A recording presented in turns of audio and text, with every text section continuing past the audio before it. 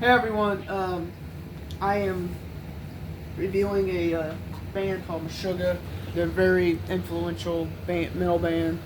Um, they started, arguably was Djent before Djent was a thing. So we listened through the first four albums, and the first one was 1991's Contradictions Collapse.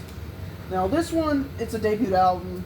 It's the mixing for the mixing. It was for the production. It was actually really good for 1991.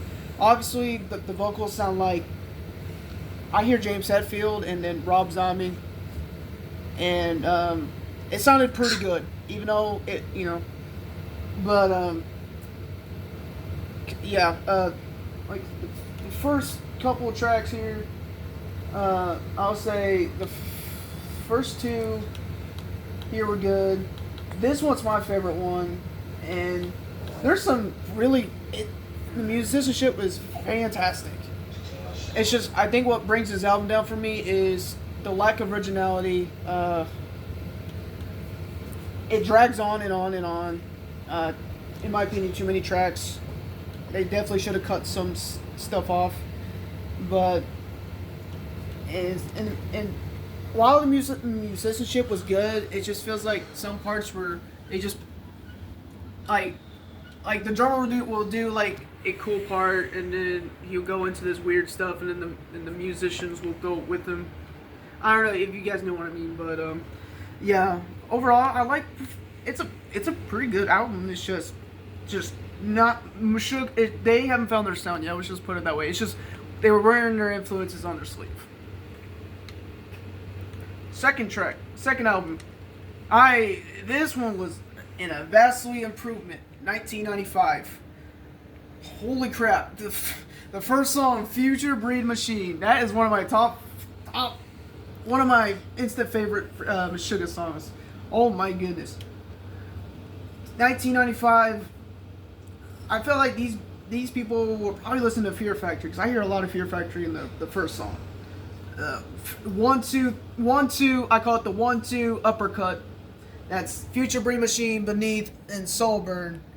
Vanish is a very thrashy, mechanical song. Inside What's with the freaking staccato riff with the vocals coming in, and then sub levels. It's pretty. It's a. Oh. I forgot about this one. The instrumental to this one was melodically really good, and then sub levels was really good too. It was a really good. It's kind of the best ending so far for me on the Meshuggah releases. But this one's my favorite album so far from them.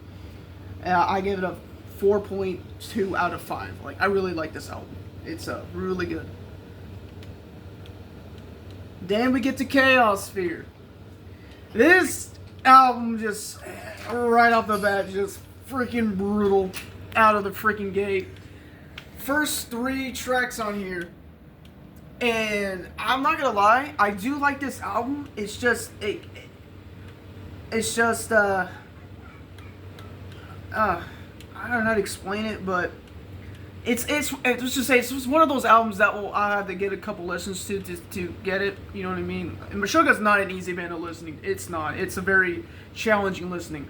But I do like the first. I do like Corridor of Chameleons. That breakdown was really freaking bouncy. Oh, I love it. The groovy.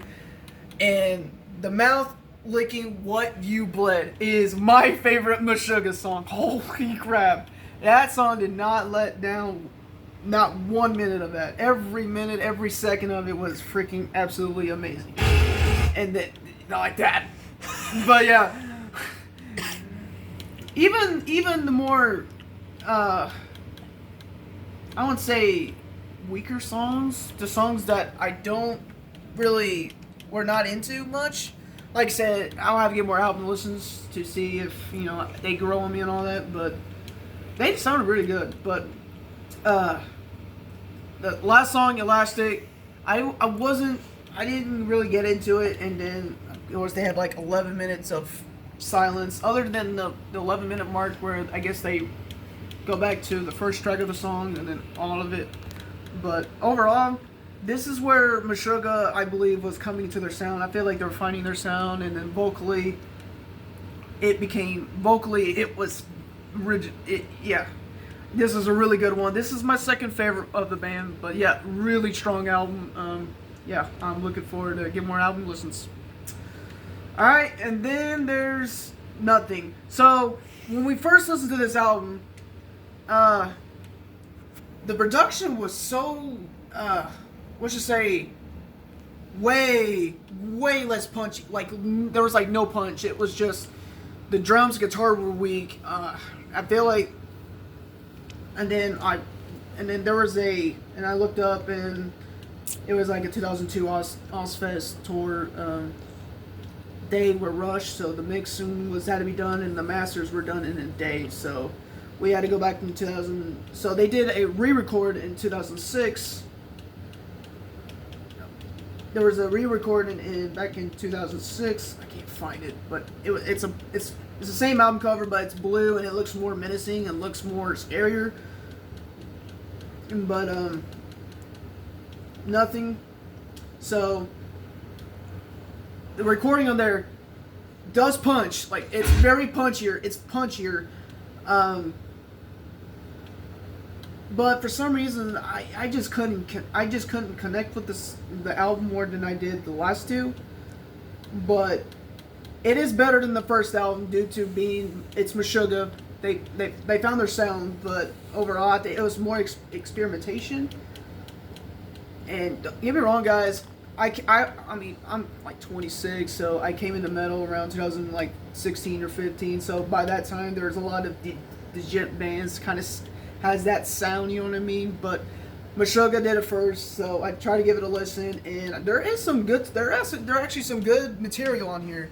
I really like the song Perpetual Black Second. I like that bending note, bending riff they did, or bass line.